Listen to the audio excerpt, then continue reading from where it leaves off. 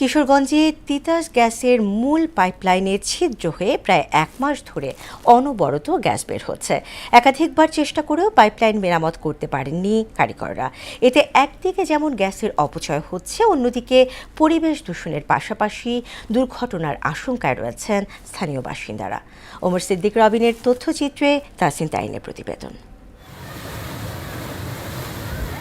কিশোরগঞ্জের কটিয়াদী উপজেলার মশুরাই ইউনিয়নের কাজিরচর খেয়াঘাট সংলগ্ন আরিয়াখা নদীর তীরে তিতাস গ্যাসের মূল পাইপলাইন থেকে অবিরাম গ্যাস বের হচ্ছে। শুরুতে বিষয়টি বুঝতে না পারলেও পরে তা জানতে পারেন মূল পাইপলাইনে ছিদ্র হয়ে এমন পরিস্থিতি।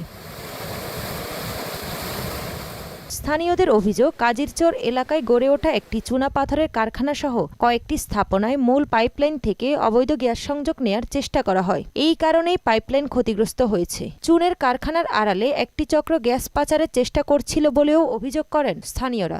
চুনের ফ্যাক্টরিতে অবৈধ লাইন নিচ্ছে গ্যাসের, কে বা কারা নিচ্ছে এটা আমরা দেখছি না। যে পরিমাপ গ্যাস বাইর হইতেছে তা আমরা এলাকাবাসী এই জায়গার মধ্যে আতঙ্ক অবস্থায় আছি। আমি সাধারণ পাবলিক তো এটা আমি ছিদ্র করতাম, যারা জানে এরাই ছিদ্র করছে। খবর পেয়ে তিতাস গ্যাস কর্তৃপক্ষ ঘটনাস্থলে কারিগর পাঠিয়ে মেরামতের কাজ শুরু করে। প্রথম দফায় 2 সপ্তাহের চেষ্টাতেও পাইপলাইন মেরামত করা সম্ভব হয়নি। তিতাস গ্যাস কর্তৃপক্ষ জানায়, মূল পাইপলাইন থেকে অবৈধ গ্যাস সংযোগ নেওয়ার সময় পাইপে ছিদ্র হয়ে এই পরিস্থিতির সৃষ্টি হয়েছে। এটা কে বা কারা কোনো সময় অবৈধ সংযোগ নিতে গেছে, এই অবৈধ সংযোগ নেওয়ার কারণে তারা এখানে পাইপটা লিকেজ করে ফেলছে। অসৎ উপায়ে একটা অবৈধ সংযোগ নেওয়ার প্রাক্কালেই এই ঘটনা ঘটছে বলে আমরা মনে করি। অবৈধ গ্যাস সংযোগ চেষ্টায় জড়িতদের শনাক্ত করে তাদের বিরুদ্ধে প্রয়োজনীয় আইনি ব্যবস্থা নিতে ঊর্ধ্বতন কর্তৃপক্ষকে অবহিত করা হবে বলে জানালেন অতিরিক্ত জেলা প্রশাসক। সংশ্লিষ্ট ডিপার্টমেন্ট যেটা আছে তাদেরকে আমরা বলবো যথাযথ আইনগত ব্যবস্থা নেওয়ার জন্য। সেক্ষেত্রে জেলা প্রশাসনের সর্বাত্মক সহযোগিতা থাকবে,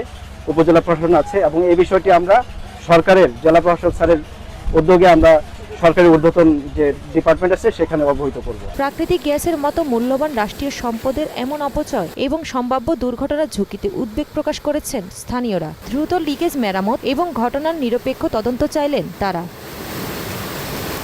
তাহসিন তারিন, মোহনা সংবাদ।